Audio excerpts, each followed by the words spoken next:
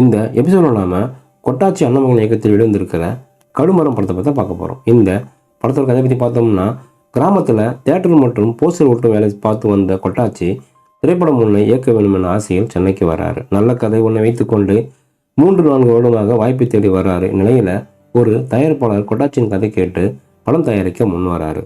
ஆனால் படத்தை வேறொரு இயக்குனர் இயக்க வேண்டும் என சொல்கிறாரு. இதற்கு மறுப்பு தெரிவிக்கிறாரு கொட்டாச்சி.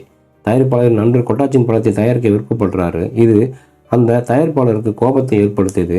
படத்தை தடுக்க முயற்சிகள் செய்கிறாரு. இறுதியில் கொட்டாச்சி தான் விரும்பிய படத்தை இயக்கினாரா இல்லையா என்பதே இந்த படத்தோட மீதி கதை.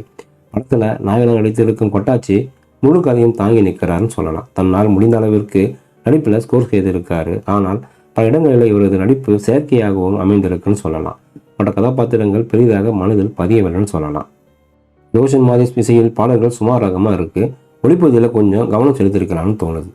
கொட்டாச்சி இந்த படத்தை இயக்கவும் செய்திருக்காரு. திரையில் படத்தை இயக்குவது போல் அமைத்து அதையே படமாக்கியும் இருக்காரு. இது ஒரு கட்டத்தில் சலிப்பை ஏற்படுத்தியிருக்கு. திரைக்கதை அழுத்தமாக இல்லாமல் செல்லுதுன்னு சொல்லலாம். நல்ல கதை தான் என்றாலும் அதை சொல்ல வந்த விதம் தெளிவாக இல்லைன்னு சொல்லலாம்.